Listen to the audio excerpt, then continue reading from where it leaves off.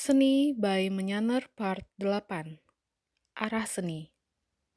Selamat datang di channel 99 Seni.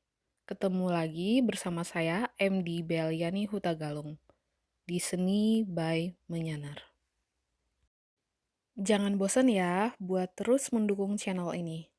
Di sini kita akan membahas tentang perjalanan seni berdasarkan pengalaman yang telah kita lalui, tidak menggunakan bahasa yang sesuai buku petunjuk.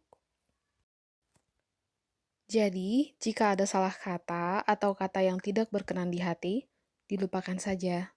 Karena belajar hari ini adalah bagaimana mempersiapkan diri lewat praktek menjadi sebuah prioritas kita. Bukan sebagai ramuan istimewa yang sudah terakreditasi bidang pendidikan. Mari kita mulai seni kerajinan anti kemalasan. Arah seni akan dibagi dua bagian. Bagian pertama adalah budaya. Dan bagian kedua adalah modern. Kita bahas yang budaya dulu ya. Budaya adalah arah yang jelas untuk mengembangkan perspektif sebuah karya seni, arahnya kemana. Tidak banyak yang terkait dengan aliran ini. Biasanya berhubungan dengan alam, bangunan, makhluk hidup, dan sejarah.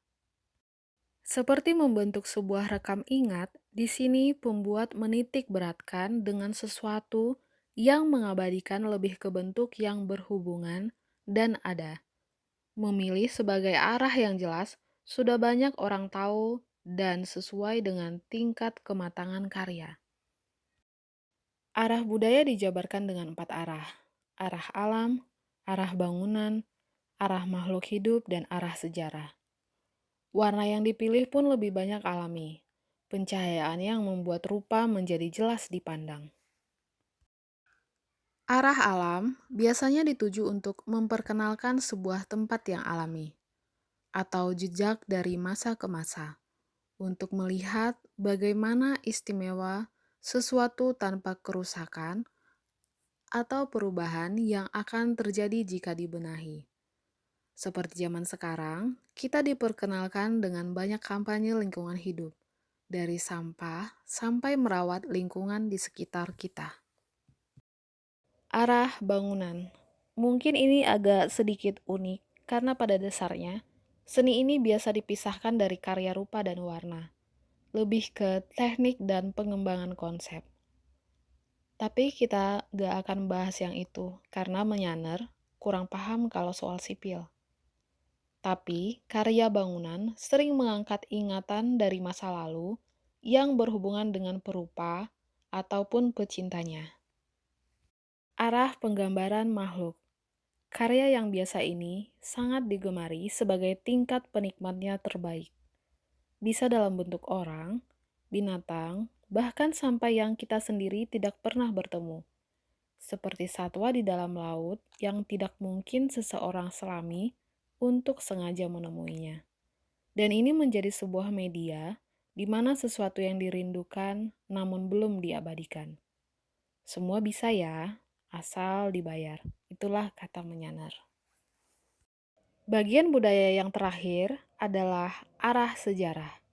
Ini adalah bentuk bagaimana di mana setiap karya yang tercipta berhubungan dengan nilai warisan peninggalan para pendahulu.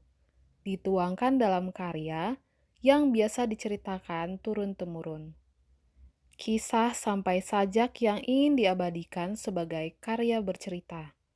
Dalam pengembangannya di zaman sekarang, dongeng yang hanya diceritakan bisa dikaryakan, baik dalam media ataupun digital, bahkan sampai animasi bergerak. Nah, itu adalah 4 arah budaya. Biasanya lebih mudah dipahami orang awam karena sedikit banyak berhubungan dengan penglihatan yang umum. Tetapi tingkat terjualnya lebih tinggi dengan menggunakan bahasa umum. Bagian kedua adalah modern.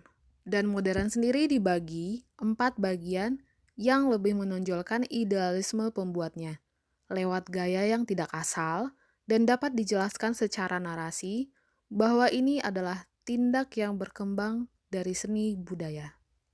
Arah kolaborasi. Ini adalah karya modern yang tercipta dengan memainkan bentuk dan warna yang lebih berani.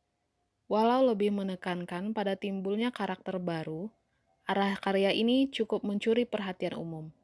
Setidaknya detail arah bentuk yang lebih diunggulkan atau warna yang lebih ditonjolkan. Pasti berbentuk dan mudah dipahami.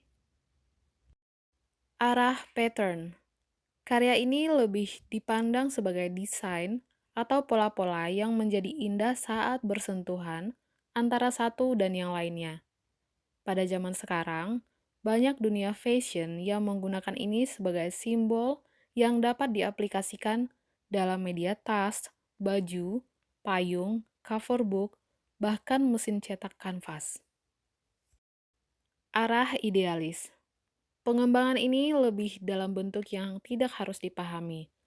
Menonjolkan bentuk yang lebih berani dalam warna adalah cara sang pembuat karya menunjukkan bagaimana imajinasi mereka dimainkan. Biasanya menggunakan 3 sampai 9 warna. Polanya lebih ke bentuk yang bebas, tidak terbatas, dan sangat cepat. Arah kontemporer. Mungkin ini sekarang lagi hits, memadukan 3 karya modern menjadi satu karya baru di mana bagian ini kembali pada teknik tempel arah, yang berarti bisa menggunakan semua bagian modern dan bagian budaya menjadi satu karya yang baru.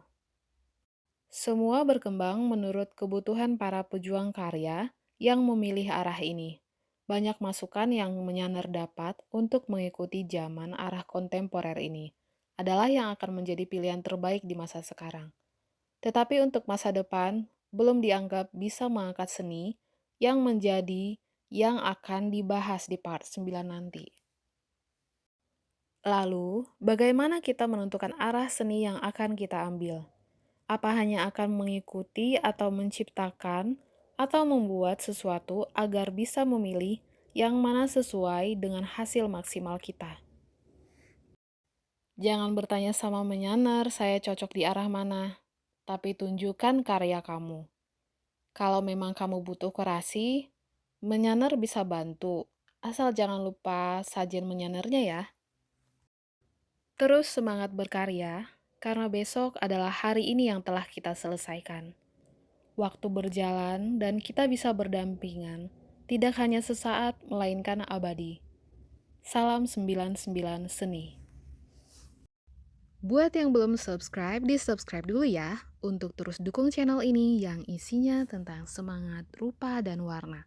Nyalain lonceng notifikasinya biar terus update untuk video karya, teknik, warna, dan pengalaman dari Miss Galeri 99.